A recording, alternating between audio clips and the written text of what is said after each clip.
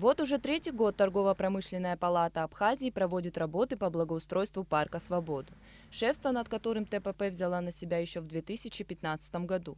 С тех пор внешний вид парка значительно изменился. Здесь появились аллеи, вымощенные тротуарной плиткой, новое освещение, установлены флагштоки с государственными флагами, высажены цветущие кустарники, установлены лавочки, окрашены бордюры. А буквально на днях был завершен очередной этап работ по укладке тротуарной плитки по улице Ардзинба. Часть этой парковой аллеи была уложена новой плиткой еще в августе 2017 года, и теперь весь тротуар полностью обновлен. В 2017 году мы также за счет средств торгово-промышленной палаты провели строительные работы по укладке тротуарной плитки, что составило приблизительно 750 квадратных метров.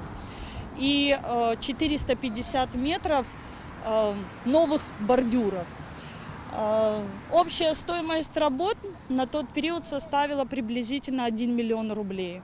Но вот сегодня, буквально несколько дней, как завершились уже новые строительные работы по укладке плитки, приблизительно 550 квадратных метров, а также 150 метров новых бордюров. Общая стоимость работ составила 572 тысячи рублей. Несмотря на значительный объем проделанной работы, для полного благоустройства парка по расчетам специалистов необходимо около 15 миллионов рублей. Осуществить такой масштабный проект только за счет средств торгово-промышленной палаты не представляется возможным. Поэтому в 2015 году был учрежден благотворительный фонд «Парк Свободы» и проведен благотворительный марафон, который поддержали представители бизнеса и граждане республики. Со всеми отчетами благотворительного фонда можно ознакомиться на сайте торгово-промышленной палаты. А мы считаем, что ту работу, которую мы проводим, она в первую очередь направлена на призыв к общественности и молодежи принимать участие в подобных акциях. И, пользуясь случаем, мне бы хотелось обратиться